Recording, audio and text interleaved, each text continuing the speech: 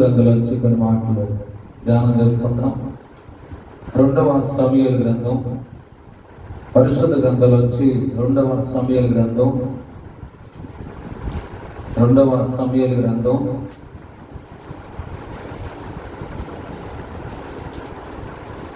అధ్యాయము 2వ సమూయేలు గ్రంథం 9వ అధ్యాయము 2వ సమూయేలు గ్రంథం 9వ అధ్యాయము 8వ వచనాన్ని చదువుకుందాం. అతడు నమస్కరించి, చచ్చిన కుక్క వంటి వాడనైనా నా ఎడల నీవు దయ చూపుటకు నీ దాసునకు నేను ఎంతటి వాడనని అనేను. హల్లెలూయా, దేవుని స్తోత్రం. ప్రియ దేవుని బిడ్డలారా, ఇక్కడ మనం చదివిన లేఖన భాగమును మనం ధ్యానం చేస్తే, మెఫీబోషెతు ఎవరయ్యా అయినంటే ఇజ్రాయెల్ ప్రజలకు మొట్టమొదట రాజు అయిన సౌలుకి మనవడు. సౌలుకి అంటే ఇజ్రాయెల్ ప్రజలకి మొట్టమొదట రాజు అన్నమాట. ఈ రాజు గారి మనవడు పరిస్థితి ఎలా ఉందో ఒకసారి చూడండి. తాత ఒకప్పుడు రాజే, కానీ మనవడి పరిస్థితి ఎలా ఉందంటే అతడు లోదేబారులో ఉన్నాడు, మాకీరి ఇంటిలో ఉన్నాడు. ఎక్కడున్నాడు? లోదేబారులో, అంటే ఎండిపోయిన స్థితిలో ఉన్నాడు. లోదేబారు అనే మాటకు అర్థం ఎండిపోయిన స్థితి.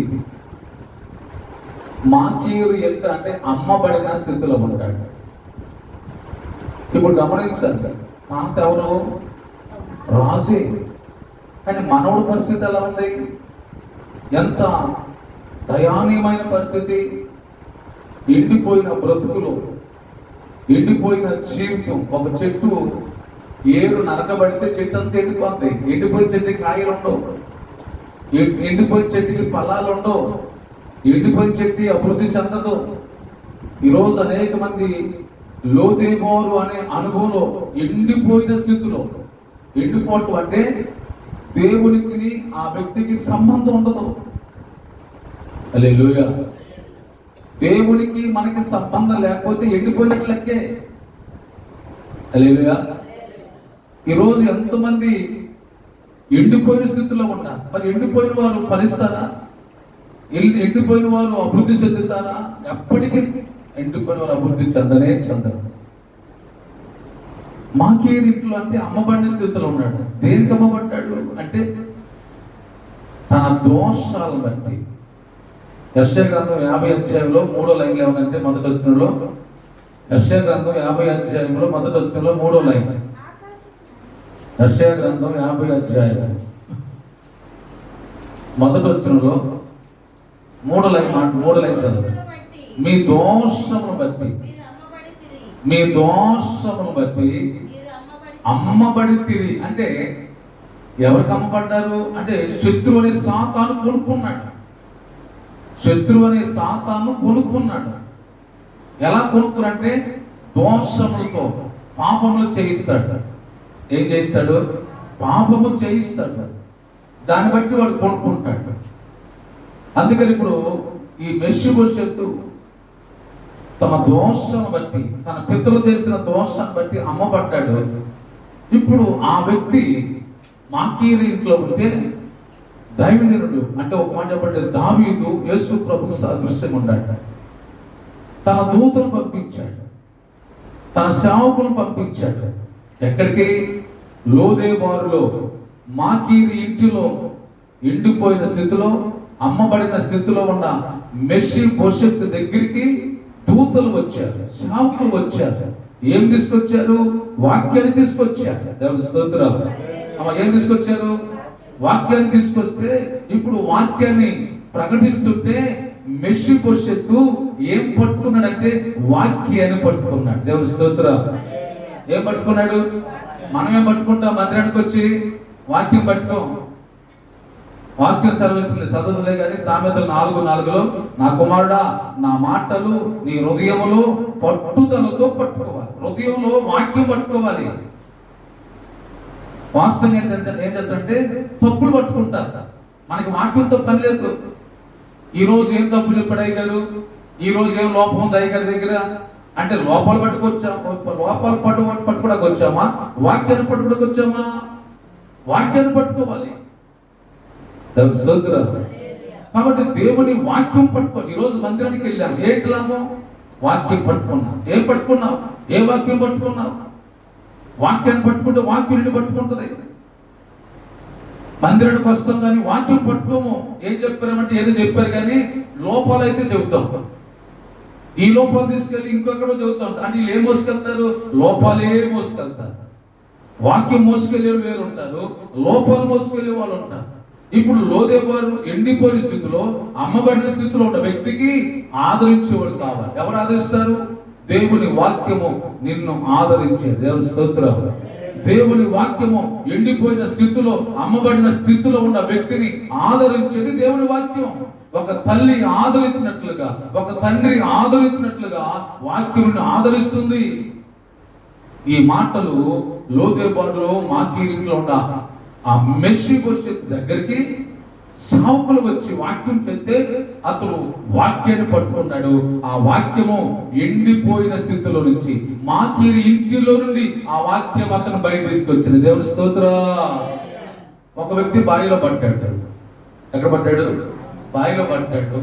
ఆ వ్యక్తిని లాగాలంటే ఏం చేస్తారు? ఒక శాంతాడేస్తారు. శాంతాడేసినప్పుడు పైన వాళ్ళు శాంతాడేసి పైన పట్టుకుంటాడు, కింద ఉన్నాడు ఏం పట్టుకోవాలి? తాడు పట్టుకోవాలి.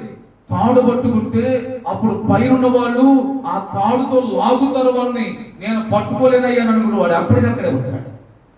ఈరోజు చాలా మంది వాక్యాన్ని పట్టుకోరు. అందుకని ఎంతకాలమైనా సరే ఎండిపోయిన బ్రతుకులను బ్రతుకుతారు. వారు సిగిలింపు ఉండరు, వారు ఎదుగుదల ఉండరు, ఆత్మీయతలు ఎదగరు, ప్రార్థనలు ఎదగరు, ఆత్మతలో ఆ సంతోషంగా ఎదిగి అభివృద్ధి చెందే అనుభవం ఉండకపోవడానికి కారణం వారు వాక్యాన్ని పట్టుకోరు.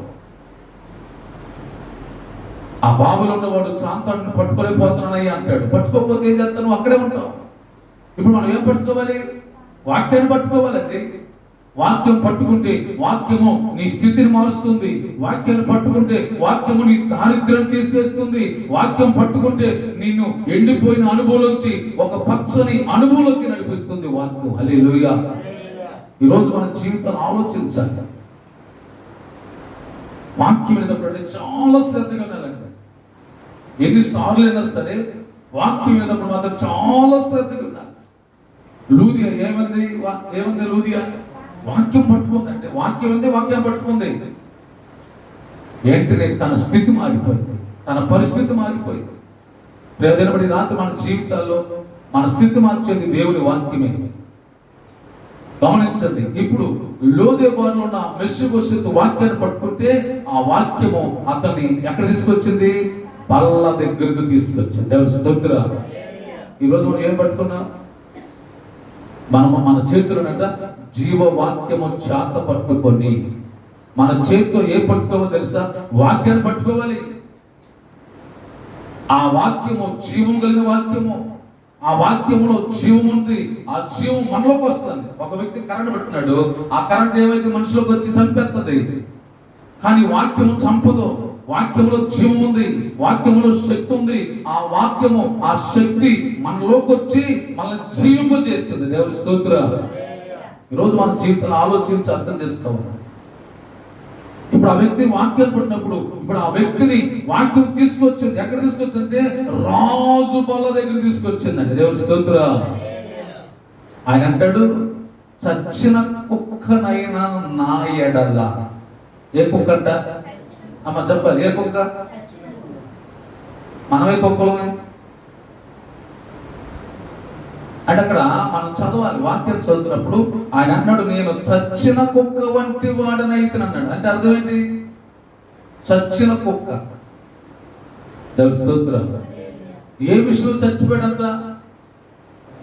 పాప విషయంలో చచ్చిపోయాడు. ఏ దోషముతో అతడు అమ్మబడ్డాడో ఇప్పుడు ఆ దోషం నుంచి బయటపడ్డాడు. స్తోత్రం. అంటే ఇప్పుడు అతడు పాప విషయంలో చచ్చిపోయాడు. ఏ విషయంలో చచ్చిపోయాడు? పాప విషయంలో చచ్చిపోయాడు. పాప విషయంలో చచ్చిపోయాడు కాబట్టి ఇప్పుడు ఆత్మలో జీవిస్తున్నాడు అన్నమాట. దేవుని స్తోత్రం. దేవుడు అని యెహోవా ఏదైనా తోటలో ఆదాముకి చెప్పిన మాట ఏం తెలుసా? ఆదికాండము 2వ అధ్యాయం 17వ వచనం. ఆదికాండము 2వ అధ్యాయము 17వ వచనం. అయితే మంచి చెడ్డలు తెలివినిచ్చు వృక్ష ఫలములను తినకూడదు, నీవు వాటిని తిను దినమున నిశ్చయముగా సత్యదము అని నరుడికి ఆజ్ఞాపించాడు. దేవుని స్తోత్రం. ఆ పళ్ళు తింటే ఏమైపోతావు? చచ్చిపోతావు అన్నాడు. ఏమన్నాడు? చచ్చిపోతావు, చస్తావు అన్నాడు. దేవుని స్తోత్రం. అంటే గమనించాలి, చావటం అంటే ఏంటి? ఇక్కడ ఈయన అంటాడు, నేను చచ్చిన కుక్కని అంటున్నాడు. ఏదేనో తోటలో దేవుడు చెప్పాడు ఆ పళ్ళు తినొద్దు, అవి తింటే ఆ రోజున నిత్యముగా ఏమవుతావు అంటే చచ్చిపోవటం అంటే ఏంటి? అపవాది అంటుంది మీరు సావనే అంటే వాడు ఏంటంటే రహస్యం చెప్పండి. లోపల ఒకటి ఉంటుంది, పైన ఒకటి మాట్లాడతాడు. అపవాది లక్షణం తెలుసా? లోపల ఒకటి ఉంటుంది. చాలా మంది కూడా కపట సహోదరులు ఉంటారు, కపటంగా మాట్లాడతారు. లోపల ఒక రకం ఉంటుంది, కానీ పెదాల్లో వచ్చి ఒకటి వచ్చింది. లోపల అసూయ ఉంటుంది, లోపల పగ ఉంటుంది, కానీ పెదాల నుంచి తేనె గౌరవిస్తారు. ఏం కలుగుతారంట? పెదాల నుంచి వచ్చేది తేనె, కానీ లోపల క్రూరత్వం ఉంటుంది. అపవాది అంటాడు మీరు చావనే చావరు అనగానే ఆ పళ్ళు చూస్తాకి కన్నుల కంట రమ్యముగా ఉంటాయి. ఎప్పుడైతే అవ్వ వెళ్ళింది, కొన్ని పళ్ళు తీసుకుంది, ఆమె తింది. ఆ పళ్ళు తింది, తీసుకొచ్చి ఆదాము కూడా ఇచ్చింది, ఆదాము కూడా తిన్నాడు. ఇప్పుడు దేవుడని యెహోవా అన్నాడు అవి తిను దినమున నిశ్చయముగా ఏమవుతావు చస్తావు అన్నాడు. ఇప్పుడు అతను పళ్ళు తినగానే కళ్ళు తెరవబడ్డాయా మూయబడ్డాయా? ఆత్మ నేత్రాలు మూయబడ్డాయి, శరీర నేత్రాలు తెరవబడ్డాయి. దేవుని స్తోత్రం. ఆత్మ నేత్రాలు మూయబడ్డాయి, శరీర నేత్రాలు తెరవబడ్డాయి. వారు చూస్తున్నారు. వారు చూస్తుంటే ఏం కనపడిందంటే వారు దిగంబరులమని అర్థమైందంట. ఏమర్థమైంది? ఇప్పుడు వారికి పాపం కనపడుతుంది. ఇప్పుడు వారికి ఏం కనపడుతుంది? పాపం ఉన్నవాడికి పాపమే కనపడింది. ఎదుటోడు తప్పులు దొరుకుతుంది చూసారా? ఎందుకు తెలుసా? ఎదుటో తప్పులు వాడిలో తప్పులు ఉండే కానీ ఎదుటో తప్పులు అర్థమవుతుంది వాడికి. ఒకటే గుర్తు, నా ఉదయం నిండా లోపాలు దోషాలు పాపం ఉందనుకోండి, నా కళ్ళకి ఎవరు మంచోళ్ళు కనపడతారు. లేదుగా. అదే నాకు ఎదుటి వాళ్ళ తప్పులు కనపడలేదు అనుకోండి, అర్థం తెలుసా? నా హృదయంలో తప్పులే లేవు. ఈరోజు ఎంత సేవకుడికి ఆయన మంచోడు కాదు, ఈయన మంచోడు కాదు, ఆ మంచోడు అసలు నువ్వు మంచిదని కాదు. నువ్వు మంచి వ్యక్తి అయితే అందరూ మంచోళ్ళే కనపడతారు. ఇప్పుడు వారి హృదయం నిండా ఏమొచ్చేసింది? పాపం వచ్చేసేపటికి వారు దిగంబరులని కనపడుతుంది. చిట్సడికి వెళ్ళిపోతున్నారు, ఆకులు కట్టుకుంటున్నారు. వారిలోకి ఏం ప్రవేశింది? పాపం ప్రవేశించింది. ఒక వ్యక్తిలో పాపం ప్రవేశిస్తే ఎదుటి వారి లోపాలు కనపడతాయి, ఎదుటి వారి తప్పులు కనపడతాయి, ఎదుటి వారిని గౌరవించలేదు. ఈరోజు మనం దేవుని సరికి వస్తున్నాం, వాక్యం వింటున్నాం, కానీ ఎదుటి వారి లోపాలే కనపడుతున్నాయి. అర్థం తెలుసా? అవే లోపాలు నాకుంటాయి. అవే లోపాలు నాలోనే ఉంటాయి. నాలో ఉండే కానీ కనపడుతుంది. యేసు ప్రభు అన్నాడు అమ్మా అన్నాడు. అంటే ఆయన లోపాలు లేవు, ఆమెలో లోపాలు ఆయనకి కనపడలా. దేవుని స్తోత్రం. అంటే అర్థం తెలుసా? వాళ్ళు ఆత్మీయంగా చచ్చిపోయారు, శరీరంగా బ్రతుకుతున్నారు. ఇక శరీరంగా బ్రతుకుతున్నారు అంటే అర్థం తెలుసా? మరణం చావటం అంటే దేవుడికి వారికి ఎడబాటు వచ్చేసింది. ఏమొచ్చేసింది? ఎడబాటు వచ్చేసింది. నీకు ఎదుటి వారి లోపాలు కనపడుతున్నాయా? దేవుడికి నీకు ఎడబాటు వచ్చేసింది. ఎదుటి వారి లోపాలు నీకు కనపడలేదంటే నీకు దేవుడికి సంబంధం ఉంది. ఎవరి స్తోత్రం. ఎంత తప్పు చేసిన ఆ పోనీలేమ్మా అర్థపాలు పడతారు. ఏం పోనీయమంటావయ్యా అన్న అనుకోండి. అర్థం తెలుసా? ఏం పోనీయమంటావు అంటే పోనీయమ్మా అంటే ఆమె లోపాలను నాకు కనపడతలా. ప్రేమ అనేక దోషాలని కప్పుతుంది. దేవుని స్తోత్రం. ప్రేమ ఉందంటే అర్థం దేవుడికి మనకి కనెక్షన్ ఉంది. వారు జీవిస్తున్నవారు అని అర్థం. వారు ఎవరంటే చచ్చిన వాళ్ళు కాదు, జీవిస్తున్నవారు. దేవుని స్తోత్రం. కాబట్టి ఇప్పుడు ఆదాము అవ్వలకి మరణం ప్రవేశించింది వారిలోకి. అంటే అర్థం ఏంటంటే వారు చచ్చిపోలా, కానీ దేవునికి వారికి ఎడబాటు వచ్చింది. మరణం అంటే దేవునికి ఆ వ్యక్తికి ఎడబాటు తీసుకొచ్చేది, కనెక్షన్ లేదు. పౌలు అన్నాడు, నీవు జీవించుతున్నావన్న పేరుంది కానీ నువ్వు మృతుడివే. దేవుడికి నీకు సంబంధం లేదు, దేవుడికి నీకు సంబంధం లేదు. మరణం మధ్యలో ఎడబాటు తీసుకొచ్చింది. మరణం అనేది ఎడబాటు తీసుకొచ్చేసింది మానవుడికి, దేవుడికి. కాబట్టి ఈరోజు మనం ఆలోచించి అర్థం చేసుకెళ్తే ఆ పండు తినదిన నిత్యము చస్తావంటే వాళ్ళు చావర్లా, కానీ మరణం అనేది దేవునికి ఆదాము అవ్వలకి ఎడబాటు తెచ్చింది, అది మరణం అంతే. దేవుని స్తోత్రం. బ్రతుకుతున్నారు అంటే దేనికోసం బ్రతుకుతున్నారు? వారి కోసం వారు బ్రతుకుతున్నారు, వారు పాపం చేస్తానికి బ్రతుకుతున్నారు. అది ఈరోజు అంటే మనం బ్రతికేది ఎవరి కోసం తెలుసా? ఇంకా పాపం చేయడం కోసం బ్రతకూడదు, ఇంకా పోట్లాడటం కోసం బ్రతకూడదు, ఇంకా ఎదుటి వారిని తిట్టడానికి బ్రతకూడదండి. ఒకప్పుడంటే యేసు ప్రభుని ఎరగనప్పుడు చచ్చిన స్థితిలో ఉన్నాం కాబట్టి మంచి ఏంటో చెడేంటో తెలియదు, కాబట్టి అది తెలియని కాలం అయిపోయింది. ఇప్పుడు యేసు క్రీస్తు నా కొరకు చనిపోయాడని ఆయన తండ్రి అయిన దేవునికి మనకి మధ్య మరణం అనేది వేరు ఎడబాటు చేసుకొస్తే యేసు ప్రభు ఈ లోకానికి వచ్చి ఆ ఎడబాటుని ఆయన మీద వేసుకొని మనల్ని ఐక్యపరిచాడు. ఐక్యతగా ఉండాలి. ఈ జాతి ఆ జాతి, ఈ మతం ఆ మతం, ఆ కులం ఈ కులం ఎవరు కాదండి, ఎవరైనా సరే అందరం కలిసి ఉంటేనే ఆ వ్యక్తి ప్రభుత్వం ఉన్నట్లే. దేవుని స్తోత్రం. వాళ్ళు వేరండి, వీళ్ళు వేరండి, వాళ్ళతో మేము కలవండి, వీళ్ళతో మేము కలవండి, వాళ్ళతో మేము మాట్లాడమని అనుకో, అర్థం తెలుసా? ఇంకా నువ్వు మరణములోనే ఉండవు. దేవుని స్తోత్రం. కాబట్టి రాత్రి దేవుడు ఆలోచించి అర్థం చేసుకోగలిగితే మరణం అనేది వేరుపాటు చేస్తుంది.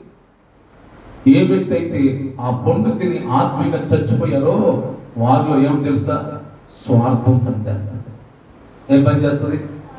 ఇప్పుడు ఆదాము అవ్వల్లో ఆ పండు తినేపాటికి ఆత్మీయంగా చచ్చిపోయారు, శరీరంగా బ్రతుకుతున్నారు. ఇక వారు బ్రతుకుతున్న దేనికోసం అంటే స్వార్థంతో బ్రతుకుతున్నారు. ఈరోజు అనేక మంది అండి స్వార్థంతో బ్రతుకుతున్నారు. అంతకుముందు స్వార్థం లేదు, అంతకుముందు వారు కష్టపడలా, అంతకుముందు వారు ప్రయాసపడలా. ఎప్పుడైతే వారిలోకి స్వార్థం ప్రవేశించింది, ఒకటే గుర్తుపెట్టుకోవాలి, స్వార్థం ఉన్న వ్యక్తి ఎక్కువ కష్టపడాల్సి వస్తుంది, స్వార్థం ఉన్న వ్యక్తి ఎక్కువ తిప్పబడాల్సి వస్తుంది. హల్లెలూయా. స్వార్థం ఉండకూడదు. నువ్వు ఎంత భక్తి చేసినా సరే మనలో ఏముండకూడదు అంటే స్వార్థం ఉండకూడదు. స్వార్థం ఉండకూడదు అంటే అది ఎవరికి ఉంటుంది? ఎవరిలో ఉంటుందంటే చిన్న పిల్లల్లో స్వార్థం ఉంటుంది. చిన్నపిల్లలు ఏముండదు? స్వార్థం ఉండదు. కానీ పెద్దోళ్ళమే మనం పెద్దోళ్ళే, కానీ ఎక్కువ స్వార్థం ఉండేది మనలోనే. హల్లెలూయా. ఇప్పుడు ఒక 10 మందికి భోజనం ఉంది, ఇక్కడ 50 మంది ఉంటాం. అమ్మ భోజనం చేయడం వల్ల ఏం చేస్తా తెలుసు? స్వార్థం ఉండేవాళ్ళు ముందు వెళ్ళిపోయి తీసాను. అక్కడ ఉన్న 10 మందికి ఎంతమంది? 50 మంది. ముందు వెళ్ళిపోతే ఆ వాళ్ళకి అదేమంటారు?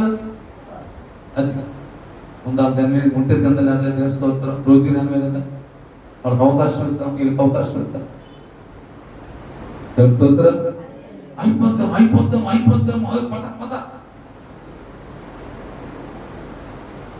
స్తోత్రం. ఆదాము అవ్వలు ఆత్మీయంగా చచ్చిపోయారు, వారిలో స్వార్థం ప్రవేశించింది. ఒక వ్యక్తిలో పాపం ప్రవేశిస్తే ఆ వ్యక్తిలో స్వార్థం ప్రవేశించింది. అందుకని పౌలు అంటాడు తిమోతి రాసిన 2వ పత్రిక 3వ అధ్యాయంలో, 2వ పత్రిక అపోస్తలుడైన పౌలు తిమోతి రాసిన 2వ పత్రిక 3వ అధ్యాయం 1వ వచనం, అంత్య దినములకు అపాయకరమైన దినములు వచ్చునని తెలుసుకుని. ఎలాగనగా మనుషులు ఏ ప్రియులంట? అమ్మ ఏ ప్రియులు? స్వార్థ ప్రియుడు అనే మాట అర్థం ఉందో తెలుసా? అతను పాపాన్ని ప్రేమించేవాడు అని అర్థం. ఏం ప్రేమించేవాడు? పాపాన్ని ప్రేమించేవాడు స్వార్థ ప్రియుడు. స్వార్థం ఒక మాట చెప్పాలంటే తాసుభావం కలిసినా దానికి మందు ఉంటుందేమో కానీ స్వార్థానికి మందు లేదండి. స్వార్థం అనేది చాలా ప్రమాదకరమైనది. స్వార్థానికి మందు లేదండి, చాలా స్పీడ్గా పనిచేస్తుంది. ఏ వ్యక్తిలో స్వార్థం ఉంటుందో ఆ వ్యక్తిని ఆ స్వార్థం పతనం చేసింది. ఒక రాజుగారి దివానాలో ఒక చాకలి వాడు ఉంటాడు, ఒక కుమ్మరి కూడా ఉంటాడు. చాకలికి కుమ్మరి వాడంటే గిట్టదు, చాకలికి కుమ్మరి వాడంటే గిట్టదు. స్వార్థం. వాడెంక చూస్తేనే వీడికి మంట వచ్చేస్తూ ఉంటుంది. ఆ వ్యక్తి మనిషి, వీడి మనిషి కాదు. ఎదుటి వ్యక్తిని చూస్తే ప్రేమించలేకపోతున్నాడు అర్థం తెలుసా? నీలో స్వార్థం పెరిగిపోతుంది అర్థం. నాలో స్వార్థం లేదనుకోండి ఏ వ్యక్తినైనా ప్రేమిస్తా. ఈ చాకలి వ్యక్తి ఆ కొమ్మరుడు ఇంకా చూడగానే గుండె తొక్క ఉడిగిపోతుంది. ఏముంది చాకలి వాడిలో? స్వార్థం ఉంది. ఒక రోజున రాజుగారి దగ్గరికి వెళ్ళాడు. రాజా, మన దొడ్లో ఉన్న ఏనుగొని చూసావా? ఏనుగొని చూసావా? చాకలి వాడి స్వార్థం కొమ్మరోడికి. ఎవరికి? కొమ్మరోడికి. చాకలి వాడి మీద స్వార్థం ఉంది. రాజుగారికి వెళ్ళి కుమ్మరి చెప్పాడు, మన ఏనుగుంది కదా దాన్ని నల్లేరు కదా తెల్లేరుగా చేయాలి, ఉతకమని చెప్పాను అన్నాడు కొమ్మరి వాడు. అప్పుడు చాకలి వాడిని పిలిచి, అయ్యా మన దాంట్లో దొడ్లో నల్లేరు ఉంది కదా దాన్ని శుభ్రంగా ఉతికి ఏం చేయాలన్నాడు? తెల్లేరులాగా చేయాలన్నాడు. స్వార్థం కొమ్మరి వాడిలో ప్రవేశించింది చాకలి వాడి మీద.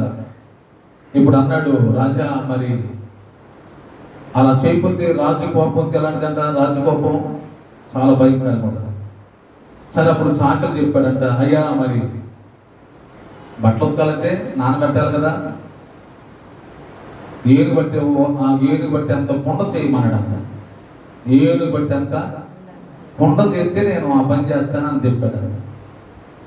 అదేం పని, మన ఉండడుగా కొమ్మరు ఉన్నాడుగా చేపిద్దాంలే అన్నాడంట. సరే కొమ్మరు పిలిచాడు, అయ్యా చాకలి బాగా ఉతుకుతానన్నాడు, అయితే ఏనుగు బట్టి అంత కుండ కావాలంటే అది తొందరగా చేసే అన్నాడు. హల్లెలూయా. ఏనుగు బట్టి అంత కుండని తొందరగా చేసేయమన్నాడు. ఎక్కి పెళ్లి శుభశీలి సాగుకు వచ్చిందంట. దేవుని స్తోత్రం. ఇప్పుడు ఏనుగు బట్టి అంత కుండ పెడితే ఏనుగు అడిగి పెడితే కుండ ఉండదా?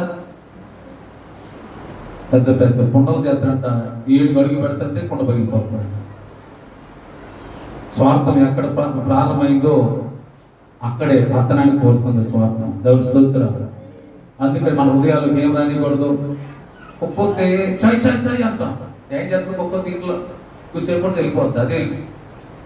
కానీ స్వార్థం వస్తే బా ఇవి ఎంత చక్కగా నన్ను కూర్చోబెడుతున్నావు. ఎవరు? స్వార్థాన్ని లోపల కూర్చోబెడితే నీలాంటి వ్యక్తి నాకు మళ్ళీ దొరుకుతాడా? తెలుస్తుందిరా. సరే స్వార్థం అంటే ఏంటి? ఇప్పుడు వాక్యం అంటున్నావు కదా, నువ్వు ఉండవచ్చు, నేను అనుకుంటా నాలో స్వార్థం లేదని. నువ్వు అనుకుంటావు నీలో ఎవలేదని. ఎడ తెలిసింది స్వార్థం లేదని? జనం అనుకోండి, ఎడ తెలిసింది? లెచ్చబడింది. ఇప్పుడు నాలో నేనంటాను నాకు స్వార్థం లేదని, మీరంటారు అయ్యారు అసలు మా దగ్గర స్వార్థం లేదంటారు. అయితే స్వార్థం లేదని నాకు తెలిసిందంటే నీకు నీవే నిన్ను ఎక్కువగా ప్రేమించుకోకూడదు. హల్లెలూయా. నన్ను నేను ఎక్కువ ప్రేమించుకోకూడదు. నన్ను నేను ప్రేమించుకున్నంటే అర్థం నాలో స్వార్థం అని అర్థం. స్తోత్రం. అక్కడే ఉందా మాట చదవండి. తిమోతి రాసిన 2వ పత్రిక 3వ అధ్యాయంలో కిందకి వచ్చాను చదువు. అహంకారం, అవిధేయులు, అపవిత్రులు,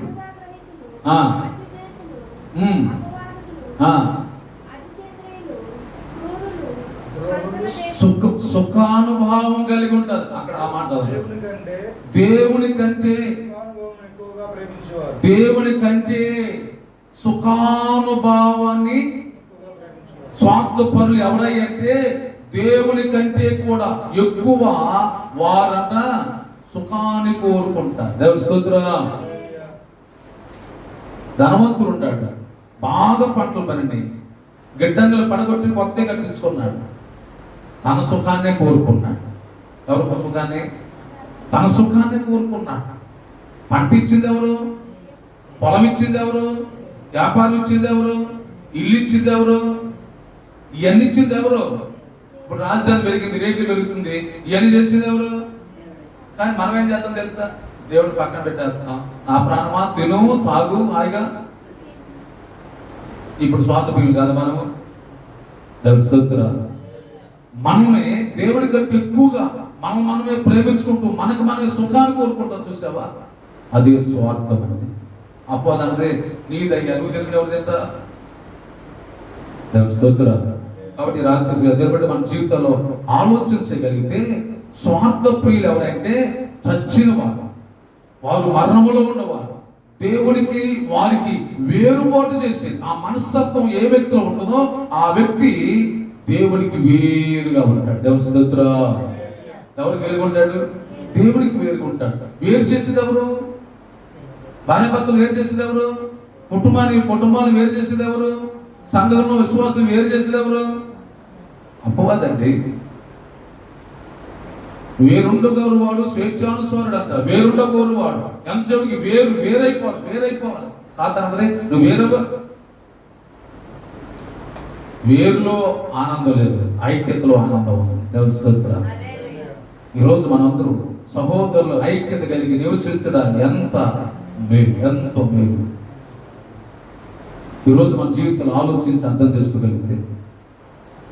కాబట్టి దేవుడి రాత్రి మన జీవితాల్లో అపవాది అనేవాడు సుఖానుభావంగా ఉండాలి. సుఖపడు, ముందు నువ్వు సుఖపడు. ధనవంతుడంట పాతాళంలో యాతన పడుతుంటే తండ్రిమైన అబ్రామా నీ రొమ్మున ఆనుకున్న లాజరునే, ఆ లాజరు బ్రొట్టన వేలుతూ ఒక చుక్కను నా నాలుకలను మీద చల్లార్చులకు ఒక చుక్కను డ్రాప్ వేయమంటే, అయ్యా నువ్వు భూమి మీదప్పుడు నీకిష్టమైన సుఖాన్ని అనుభవించావు, నీకు నచ్చినట్టుగా బ్రతికావు. భూలోకంలో బ్రతినంత కాలం కూడా చచ్చిన వాడిగా బ్రతికావు, దేవుడికి వేరైపోయి బ్రతికావు.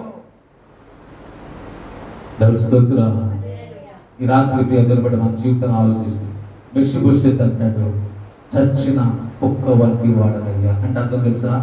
పాపంలో చచ్చిపోయి తిరిగి మళ్ళా నన్ను మీ మన దగ్గర తీసుకొచ్చింది నీ వాక్యమే కదా. దేవుడి స్తోత్రం. ఈరోజు మన జీవితాల్లో దేవుని వాక్యం పట్టుకోవాలి. మన గుండెల్లో దేవుని వాక్యం ఉండాలి. మన హృదయంలో దేవుని వాక్యం అంటే నీ ఆలోచన వేరు, నీ మాట వేరు, నీ నడక వేరు, సమస్తం వేరంట, వేరు. కాబట్టి రాత్రి మన జీవితాల్లో దేవుని చేతులు అయితే మళ్ళా శుక్రవారం ఇదే మాటలు మనం ధ్యానం చేసుకుందాం. ఈ రాత్రి ఈ మాటలు మనందరూ మీరు కట్టి ఫలింపజేయగాక ఆమె ప్రార్థన చేసుకుందాం. దేవుడన్నా నాకు లెక్కలేదు, నా తోటి ప్రజలన్నా లెక్కలేదు, నా ఇరుగు పొరుగువారన్నా నాకు లెక్కలేదు, నేనే గొప్ప. ప్రేమ కుమారుడు యేసుక్రీస్తు వారి కృప పరిశుద్ధాత్మ అన్యోన్య సహవాసము సమాధానము చేరుచ్చిన మనందరికీ సర్వలోక పరిశుద్ధులందరికీ ప్రత్యేక రాత్రి కొడుకులో పాల్గొన్న ప్రతి ఒక్కరికి సన్నిధి కృపతోడై నడిపించి బలపరచును గాక. ఆమె యేసు రక్తమే జయం, శిలువ రక్తమే జయం, ప్రవేశ నామమునకే సంపూర్ణ కలుగును గాక. ఆమె హల్లెలూయా. వందనాలు. మా ఆరాధన కార్యక్రమంలో ప్రతి బుధవారం రాత్రి 7:30 జరుగును. ప్రతి శుక్రవారం రాత్రి 7:30 జరుగును. ప్రతి శనివారం రాత్రి 7:30 జరుగును. ప్రతి నెల 2వ శనివారం సంస్కార ఆరాధన జరుగును. ప్రతి ఆదివారం ఉదయం 6 గంటలకు పునరుద్ధ ఆరాధన జరుగును. మా యొక్క అడ్రస్ ఒలివస్వరం ప్రేయర్ మినిస్ట్రీస్, నీతి సూర్యుడు సహవాసం, పాస్టర్ సిహెచ్ ప్రేమ్చంద్ గారు, ప్రియదర్శిని నగర్, ఎన్మల్ కుదురు. మా యొక్క ఫోన్ నెంబర్ 8522960135, మరి యొక్క నెంబర్ 7981699758. ఈ వర్తమానం కనుక మీకు నచ్చినట్లయితే లైక్ చేయండి, షేర్ చేయండి, కమెంట్ చేయండి. And don't forget to subscribe. పక్కనే ఉన్న గంట సింబల్ని కొట్టడం ద్వారా మరిన్ని నూతనమైన సందేశాలు వస్తాయి. దాని ద్వారా మీరు ఆత్మీయంగా బలపడతారు. Thanks for watching this video.